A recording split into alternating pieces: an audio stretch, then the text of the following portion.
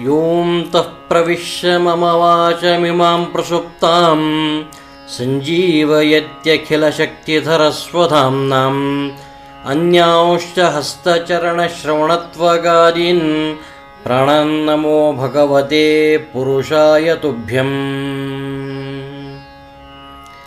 ಶ್ರೀ ಗುರುಭ್ಯೋ ನಮಃ.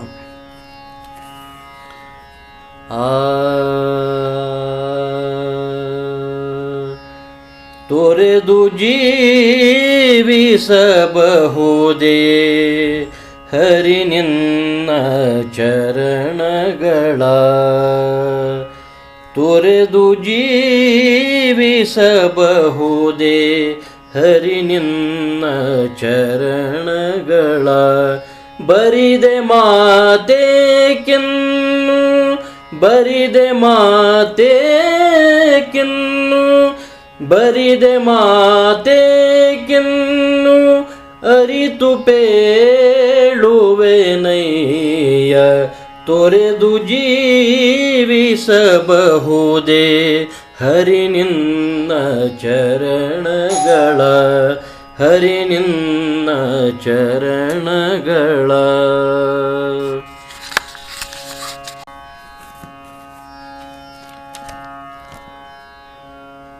ಕನ್ನಡ ಹರಿದಾಸ ಸಾಹಿತ್ಯ ಇಡೀ ಕನ್ನಡ ಸಾಹಿತ್ಯ ಪರಂಪರೆಯಲ್ಲಿ ಅತ್ಯಂತ ಮಹತ್ವದ ಸ್ಥಾನ ಪಡೆದಿದೆ. ಅದರಲ್ಲೂ ದಾಸಶ್ರೇಷ್ಠರಾದ ಪುರಂದರ ಹಾಗೂ ಕನಕದಾಸರ ಸ್ಥಾನ ವೈಭವಾನ್ವಿತವಾಗಿದೆ. ತೊರೆದು ಜೀವಿಸಬಹುದೇ ಹರಿ ನಿನ್ನ ಚರಣಗಳ ಇಂಥ ಮಹತ್ವದ ಭಕ್ತಿಸಾರವನ್ನು ಕನ್ನಡ ಸಾರಸ್ವತ ಜಗತ್ತಿಗೆ ಮತ್ತು ಭಕ್ತರಿಗೆ ಕೊಟ್ಟ ಮಹನೀಯರಾದ ಕನಕದಾಸರು ತುಂಬ ಗೌರವಾನ್ವಿತ ಸ್ಥಾನವನ್ನು ಹರಿದಾಸ ಸಾಹಿತ್ಯದಲ್ಲಿ ಪಡೆದಿದ್ದಾರೆ. ಕನಕದಾಸರು ಶ್ರೀ ಹರಿಯಾದ ಕೃಷ್ಣನನ್ನು ಹಾಡಿ ಕೊಂಡಾಡಿ ಸಂಸಾರದ ಬಿಗಿತವ ತೊರೆದು ಸಾಕಷ್ಟು ದಾಸವಾಣಿಗಳನ್ನು ರಚಿಸಿದ್ದರೂ ನಮ್ಮ ಕೈಗೆ ಸಿಕ್ಕ ಪದ್ಯಗಳು ಕೆಲವು ಮಾತ್ರ. ಈ ಅಳಿದುಳಿದ ಕೆಲವು ರತ್ನಾವಳಿಗಳಲ್ಲಿ ಭಾಮಿನಿ ಷಟ್ಪದಿಯಲ್ಲಿರುವ ಹರಿಭಕ್ತಿ ಸಾರ ಮಹಿಮಾನ್ವಿತವಾದ ಒಂದು ಕೃತಿ. ಫಲಪ್ರದದಾಯಕವಾದ ಪದ್ಯಗಳ ಸಂಗ್ರಹ ಸಾರವಾಗಿದೆ. 100 ಕನ್ಯಾದಾನವನ್ನು, ಗಂಗಾ ಸ್ನಾನವನ್ನು, ಪ್ರೇಮದಿಂದ ಬ್ರಾಹ್ಮಣೋತ್ತಮರಿಗೆ ಕೈಯಿಂದ ಗೋದಾನವನ್ನು, ಮೇರು ಪರ್ವತ ಮಂದರ ಪರ್ವತಗಳಷ್ಟು ಸುವರ್ಣವನ್ನು, ಸಮುದ್ರ ಪರ್ಯಂತವಾದ ಭೂಮಿ, ಗಾಯತ್ರಿ ಮಂತ್ರದ ಉಪದೇಶವನ್ನು, ಗೋವುಗಳನ್ನು ದಾನ ಕೊಟ್ಟರೆ ಬರುವಂತಹ ಪುಣ್ಯವು ಫಲವು ಈ ಹರಿಭಕ್ತಿ ಸಾರವನ್ನು ಪಠಿಸುವವರಿಗೆ ಲಭ್ಯವಾಗುವುದು ಎಂದು ದಾಸರೇ ಹೇಳಿಕೊಂಡಿದ್ದಾರೆ. ಇದನ್ನು ಆಸ್ತಿಕ ಬಾಂಧವರು ಎಂದಿನಂತೆ ಆಧರಿಸುವರು ಎಂದು ನಾವು ನಂಬುತ್ತೇವೆ.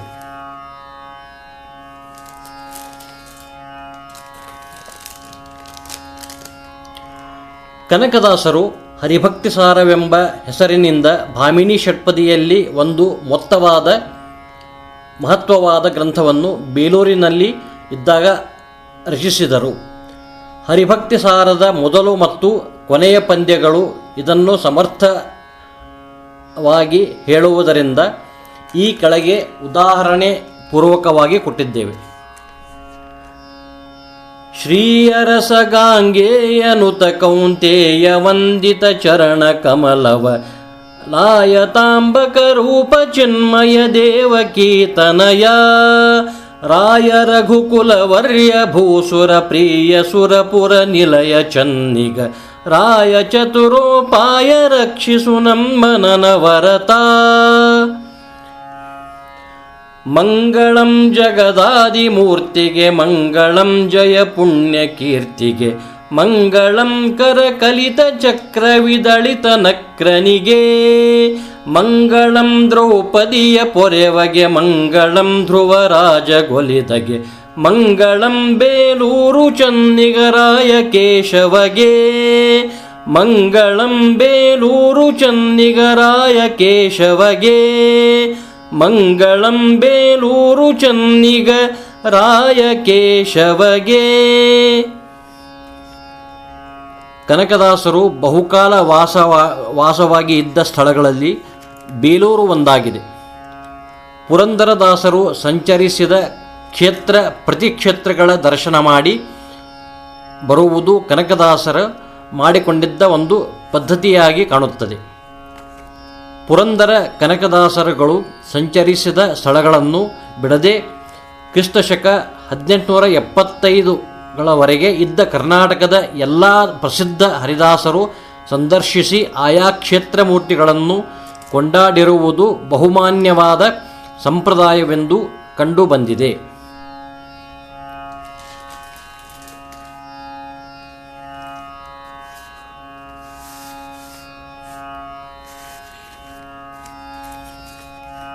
ಇನ್ನು ಕನಕದಾಸರ ಬಗ್ಗೆ ಸ್ವಲ್ಪ ಪರಿಚಯ ಮಾಡಿಕೊಡುವ ಒಂದು ಪ್ರಯತ್ನ.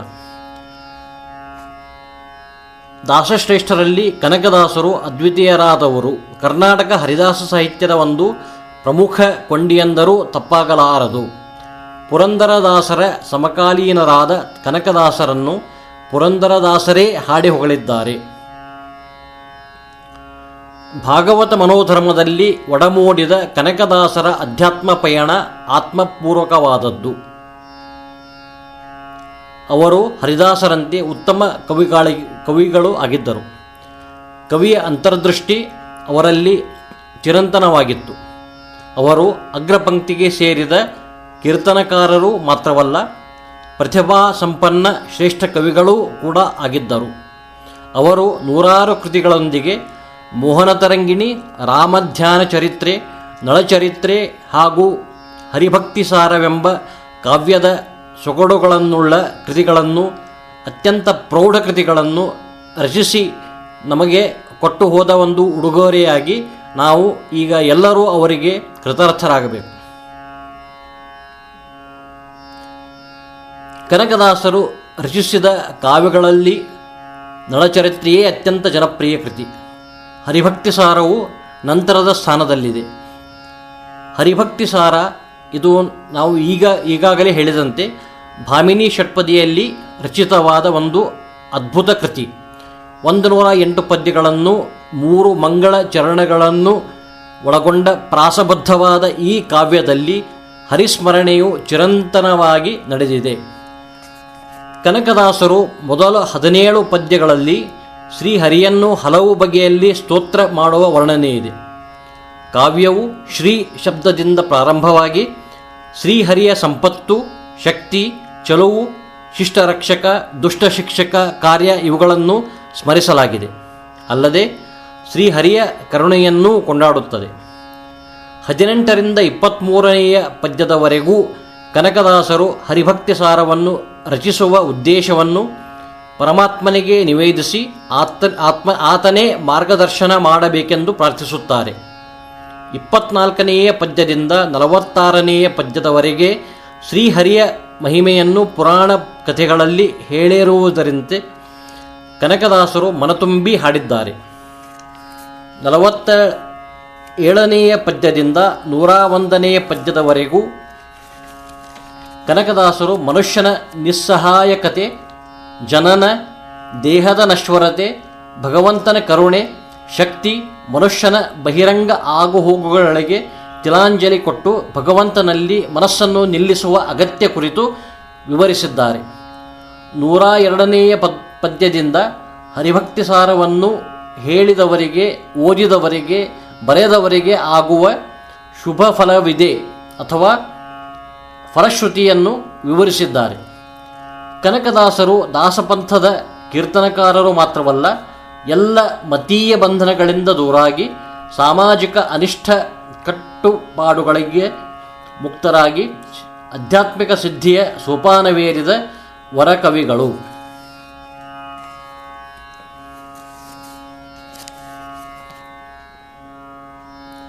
ಮಾತಿಗೆ ನಾಶಪಡಿಸುವ ಹಾಗೂ ಶಮನಗೊಳಿಸುವ ಶಕ್ತಿ ಇದೆ. ಸತ್ಯ ಮತ್ತು ದಯೆಯನ್ನು ಸಮ್ಮಿಲನಗೊಳಿಸುವ ಶಕ್ತಿಯೂ ಮಾತಿಗೆ ಉಂಟು. ಅಷ್ಟೇ ಅಲ್ಲ, ಮಾತಿಗೆ ವಿಶ್ವವನ್ನು ಬದಲಾಯಿಸುವ ಶಕ್ತಿ ಇದೆ ಎಂದು ಹಿರಿಯರು, ಜ್ಞಾನಿಗಳು, ಪಂಡಿತರು ಹೇಳುತ್ತಾರೆ. ಇದೇ ಮಾತು ಶ್ರೀಹರಿಯನ್ನು ಕೊಂಡಾಡಿ ಪದ್ಯಗಳನ್ನು ರಚಿಸಿ ಭಕ್ತ ಪರಂಪರೆಗೆ ಕೊಟ್ಟ ಕನಕದಾಸರು ನಮಗೆ ಒಂದು ದೊಡ್ಡ ಉಪಕಾರವನ್ನು ಮಾಡಿರುತ್ತಾರೆ.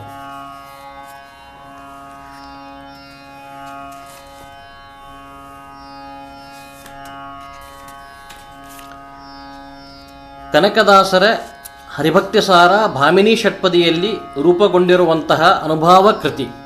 ಇದನ್ನು ಮೂಲ ಪದ್ಯದೊಂದಿಗೆ ಸರಳ ಕನ್ನಡದಲ್ಲಿ ವಿವರಣೆಯನ್ನು ಕನ್ನಡ ಸಾಹಿತ್ಯ ಪರಿಷತ್ತು ಸುಮಾರು 30 ವರ್ಷಗಳ ಹಿಂದೆ ನಿರಂತರವಾಗಿ ಮಾಡುತ್ತಾ ಬಂದ ಒಂದು ಸಂಸ್ಥೆ. ಕನ್ನಡ ಸಾಹಿತ್ಯ ಪರಿಷತ್ತಿಗೆ ಈ ಸೇವೆಯನ್ನು ಸರಳ ಕನ್ನಡದಲ್ಲಿ ಅರ್ಥವನ್ನು ಬರೆದು ನಮಗೆ ಉಪಕಾರ ಮಾಡಿದ ಎನ್ ರಂಗನಾಥ ಶರ್ಮಾ ಅವರನ್ನು ಈ ಮೂಲಕ ನಾವು ಸ್ಮರಿಸುತ್ತೇವೆ.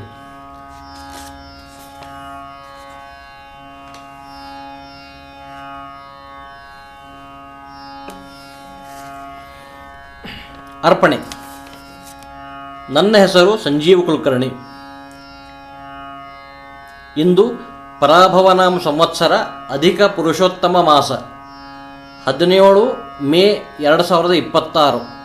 ಈ ನನ್ನ ಅಲ್ಪ ಸೇವೆಯನ್ನು ನಮ್ಮ ಕುಲಸ್ವಾಮಿಯಾದ ಶ್ರೀ ಲಕ್ಷ್ಮೀ ವೆಂಕಟೇಶ ದೇವರಿಗೆ, ಹಲಗಣೀಶ ದೇವರಿಗೆ ಮತ್ತು ಕುಲಗುರುಗಳಾದ ಉತ್ತರಾದಿ ಮಠಾಧೀಶ 1008 ಶ್ರೀ ಶ್ರೀ ಸತ್ಯಾತ್ಮ ತೀರ್ಥ ಸ್ವಾಮಿಗಳ ಅಂತರ್ಗತ ನನ್ನ ಪಿತಾಮಹರಾದ ವೈಕುಂಠವಾಸಿಗಳಾದ ಶ್ರೀ ಹನುಮಂತ ಬಾಪೂರಾವ್ ಕುಲಕರ್ಣಿ, ಬಬಲೇಶ್ವರ್, ವಿಜಾಪುರ್ ಇವರಿಗೆ ನನ್ನ ದೀರ್ಘದಂಡವತ ನಮನಗಳನ್ನು ಮಾಡಿ ಈ ಒಂದು ಚಿಕ್ಕ ಸೇವೆಯನ್ನು ಅವರ ಪಾದಗಳಿಗೆ ಅರ್ಪಿಸುತ್ತೇನೆ.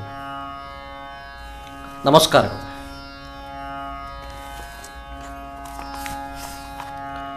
In the ancient days, the sages of India used to compose their treatises on various subjects, both sacred and secular, in the form of sutras or sphorisms in Sanskrit. These sutras, though packed with a lot of information, complex in nature to some extent, were too laconic to understand. Since it was easy to memorize them and detailed instructions were transmitted orally, there was perhaps no need for composing explanatory expositions on them then. However, as time passed and the topics were subjected to criticism and reply as also counter criticism,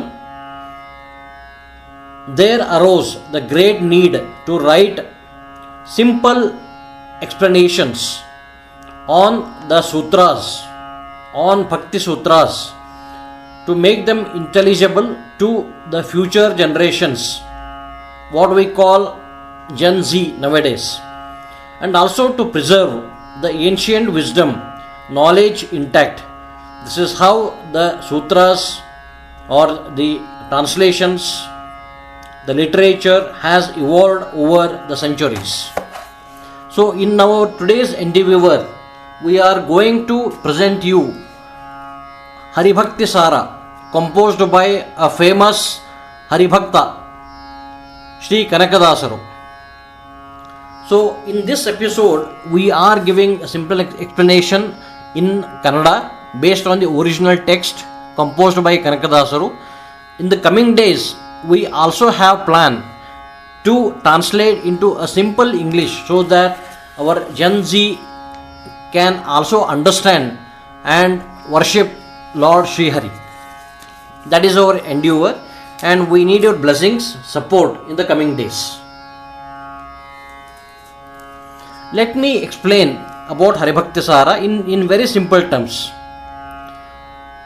Haribhakti Sara is a major devotional and philosophical text written in Kannada by the 15th-16th century saint and poet Kanakadasa. It translates to the essence of devotion to Lord Sri Hari, Lord Vishnu, and is highly revered in the Dvaita philosophy and Haridasa literary traditions.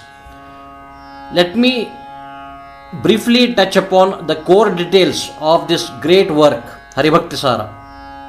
The author is Sri Kanakadasa, who lived during 1509-1609. Language and the essence. Written in the Kannada language, largely using Bhamini Shatpadi meter. structure. It consists of 108 stanzas or padas. Philosophy. The text beautifully encapsulates the teachings of Madhvacharya, Dvaita philosophy, Lord Mahavishnu, and focuses on the supremacy of bhakti, that is devotion. Ending or the summary. Almost every stanza ends with the emotional, humble refrain, Rakshisu Namma Nanavarata, protect us forever. Major themes that are covered in Haribhakti Sara. Divine glorification focuses on the various incarnations of Lord Vishnu. Social equality. As a social reformer, Kanakadasa himself embedded his values of universal equality and humanity into his devotional poetry. Spiritual surrender teaches that the true liberation comes through complete surrender to God rather than superficial rituals. So let us listen to Haribhakti Sara and its simple, translatory, meaningful dialogue or conversation in simple Kannada. And as I mentioned, in the coming days, we are planning to translate verse by verse in simple English for the benefit of Generation Z or Gen Z. We definitely seek your blessings, support and encouragement for this work. Thank you so much.